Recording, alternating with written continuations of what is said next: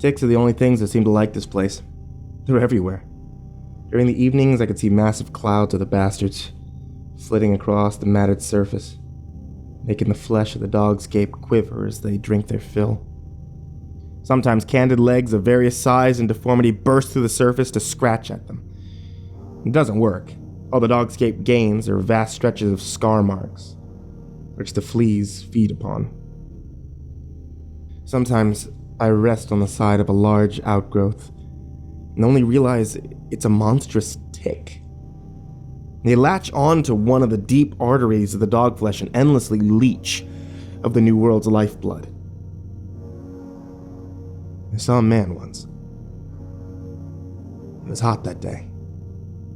I was making my way from a dog pillar and saw him in the distance. He wasn't moving, and as I approached, I saw why. He was covered in ticks. Not a single spot on him was clear. What little clothes remained on him was stretched over the fuckers. There was no wind, so all you heard was the faint scuttling of their tiny legs scratching against his ludicrously swelled bodies. He must have heard me, because he opened his mouth and tried to say something. His voice was raspy. His mouth was red, but he did manage to say one word. Itch. Itch.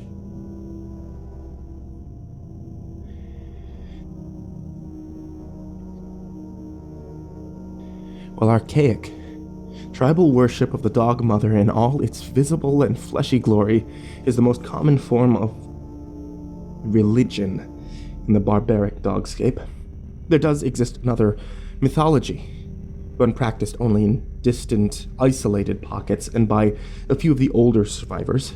The exact details change from tribe to tribe, year to year, but the basics never change.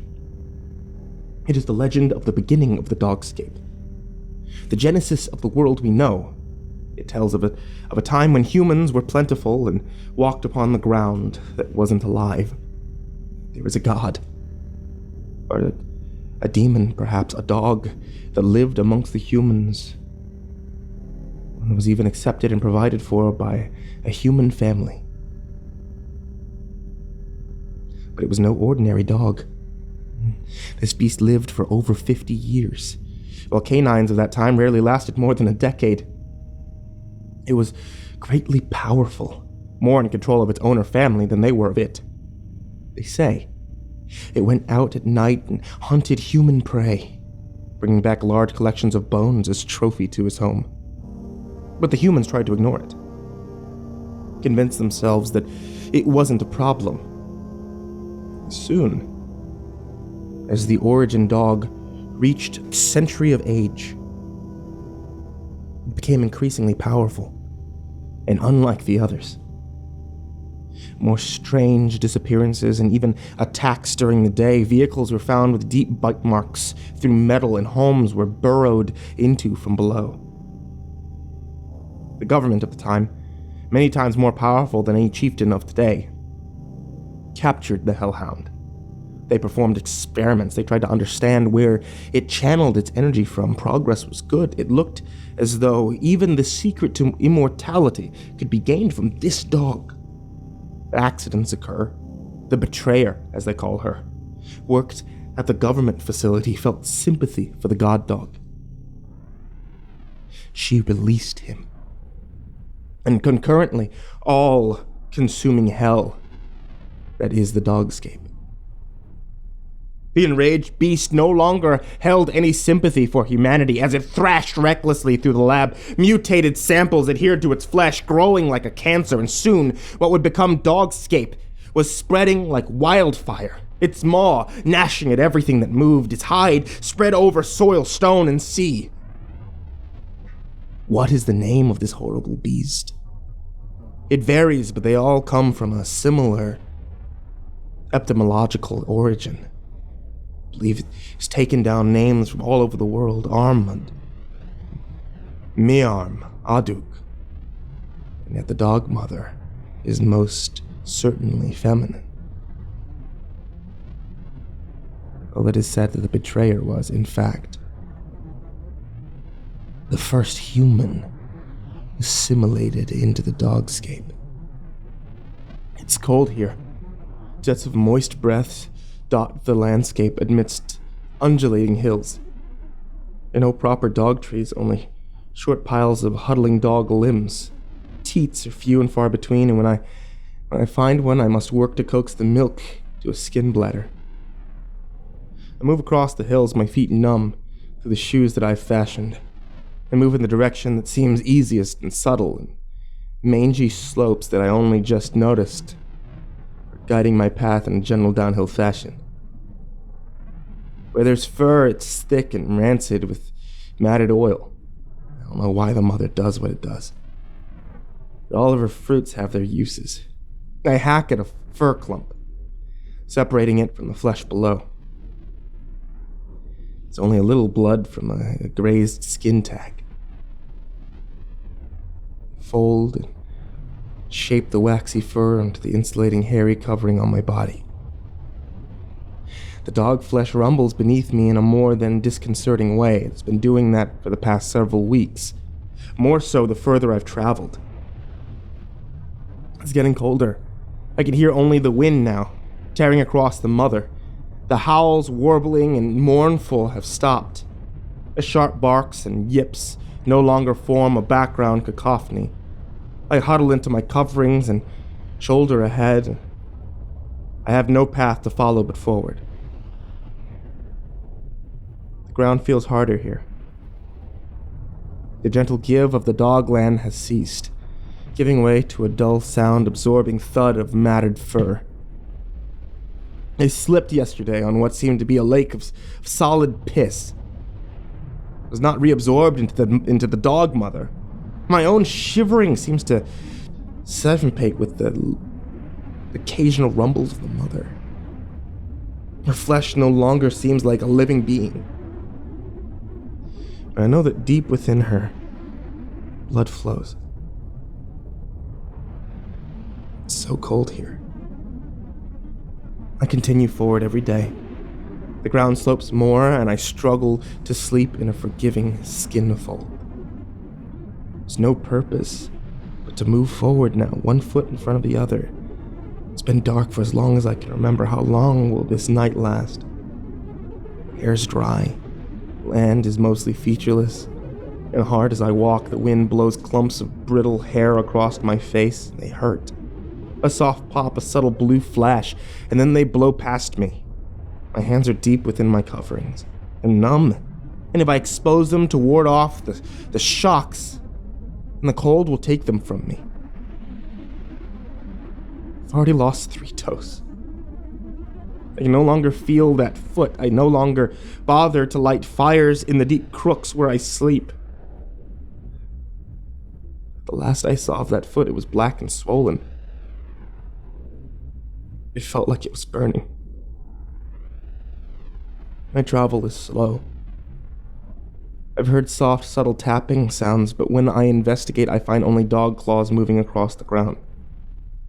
The rumbles have continued, and with them now come subtle rending sounds like a mouth chewing on a bone. When the sounds intensify, I move faster. I don't know what causes them, but I do not think it's the mother. I've not found any teats in a long time. I am thirsty, and my skin bladder is almost empty. I would kill my own parents for a fresh puppy fetus. Past a small pile of humans almost buried in billowing dried fur. They were dead and desiccated. They looked like they were strong when they lived. I kept moving. There's only the road ahead of me. I do not know what it leads to.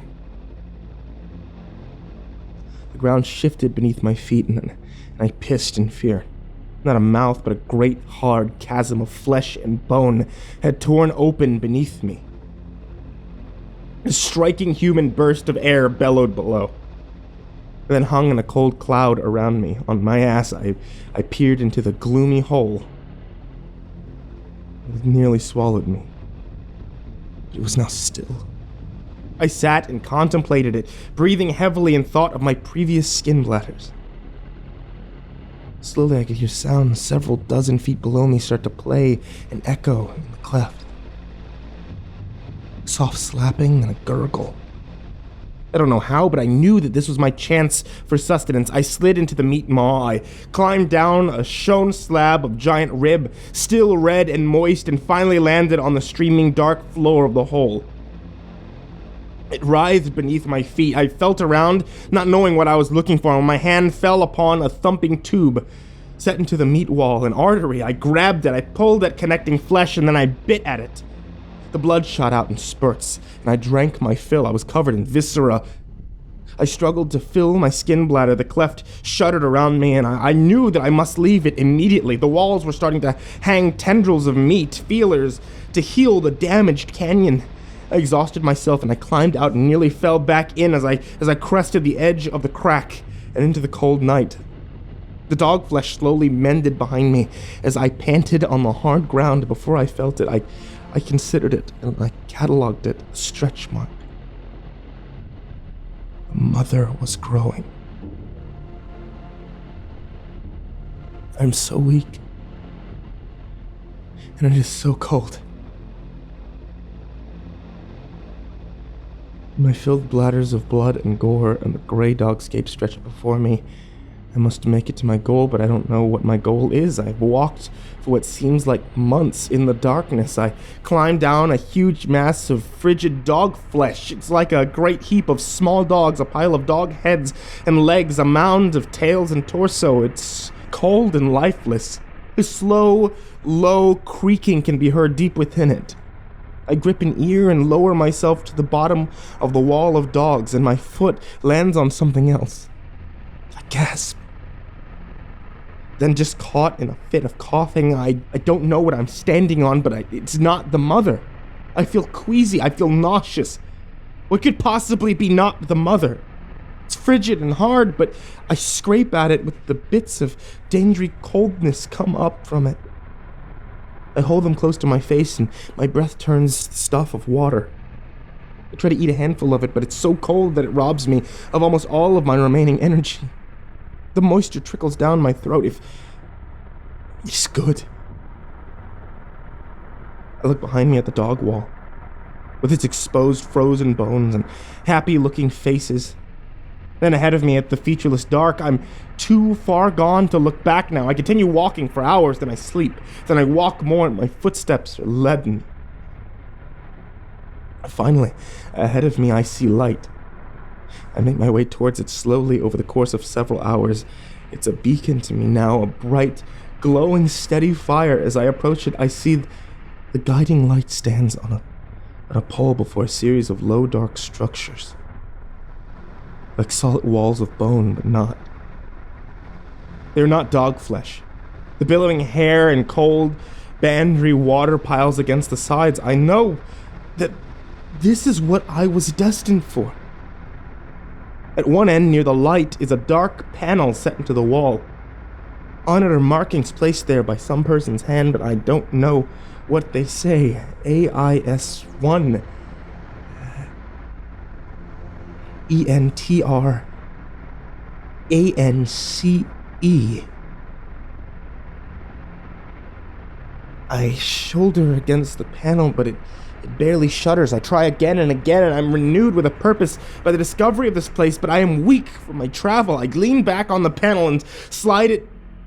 Exhausted, my back catches against a low bar set into the panel. It pushes down, and then it clicks, and the panel gave way, and I fall into the darkness within. I am in a small, dark cave. It is alien to me. The wind blows debris and fur into the room with me. I look around. Strange dark masses seem to leer at me, their soft white skin hanging on the walls, and more of the unusual markings everywhere. PROC. Procedure list. Keep closed. Warning. Wear radio at all times. A A bright red cylinder with yellow stripes is inside a small box. I reach for it, but my hands scramble against a clear covering across the entrance to the box. I look at my hands now, they're purple. I cannot feel them anymore. Another panel is on the opposite wall, like the one I had opened. I move towards it feebly. I am cold. I pull on the handle set into the panel, but it does not move. A small red light flashes above it. I pull harder, but it does not move. I pull again, jumping, but lose my balance. I lurch to the ground. I smack my head with a dull thud. The cold is blowing in fiercely from the opening behind me. I scrape against the hard panel, but it does not move. More marking. Adorn it. Close outer door first. I do not understand them. I sit against the panel. My vision is blurry, and a trickle of my own blood seeps across my eye. I go to sleep there, leaning against the dark doorway. I sleep, and I do not wake up.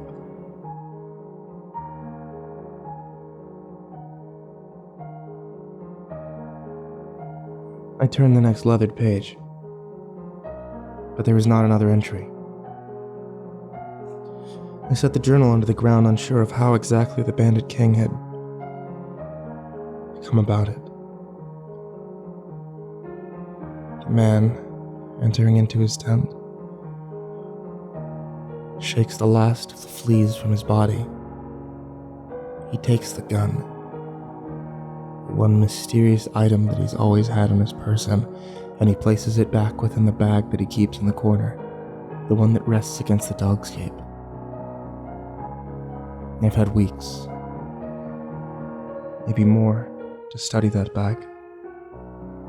And I finally understand how an item from the old world, an item like a gun, can manage to survive that's not eaten, swallowed whole by the dog mother. The flesh of that bag. The flesh of that bag is not dog.